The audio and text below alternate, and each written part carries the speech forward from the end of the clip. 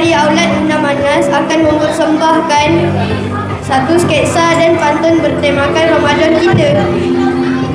Bulan Ramadan, bulan berkat, akhlak mulia wajib dijaga. Ibadah diamal penuh taat agar puasa semakin bermakna. Babak 1, solat.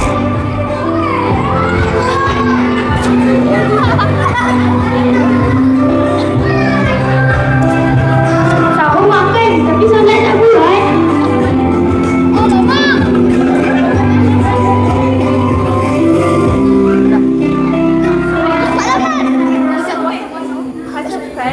Puasa bukan sekadar menahan, solat 5 waktu. Jangan tersasar.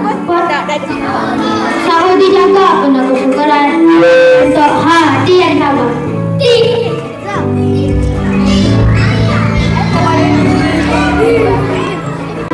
Babak 2, sabar.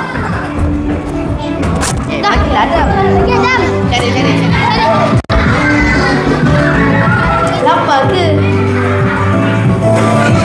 Puasa bukan setakat tahan lapar, tapi juga jaga akhlak. Lapar dahaga, usaha mengeluh. Pahala puasa jangan berkurang.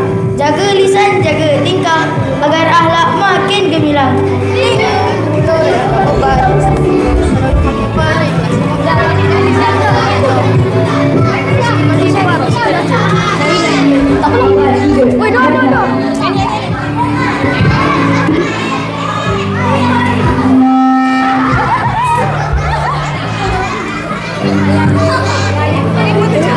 Ramadan ni masa terbaik untuk baca Al-Quran dan berzikir.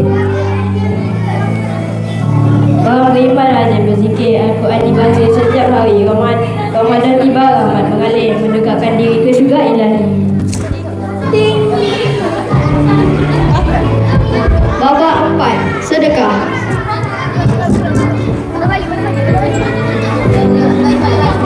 Ni bagi siapa?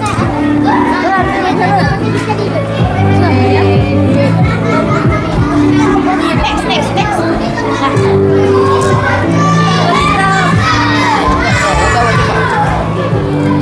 Tangan diulur dan buka beban, menolong fakir penuh ikhlas. Sifat pemurah dan insan, Allah redha rezeki melimpah ruas.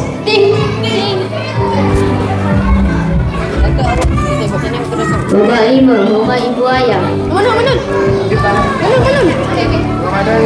Ramadan bukan hanya tentang menahan iman.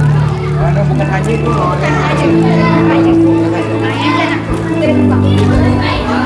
Rambutan nak tolong ayah buat siaga. Hormat ibu ayah cinta, berbuat baik sepanjang masa.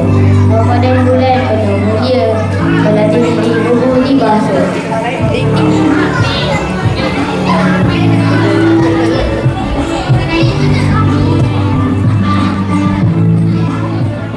Ramadan bukan hanya tentang menahan lapar dan dahaga, tetapi juga mendidikkan kita menjadi insan rohani. Semoga kita semua istiqamah melakukan kebaikan, bukan sahaja di bulan Ramadan, tetapi sepanjang hayat kita.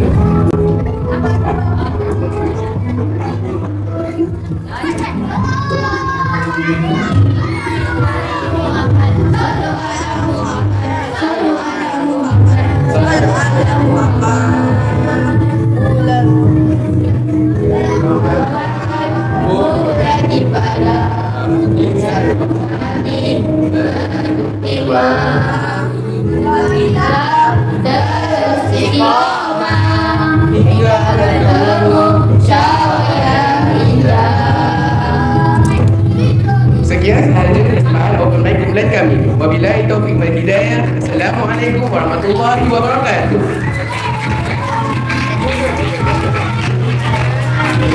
Para kita cepat siap.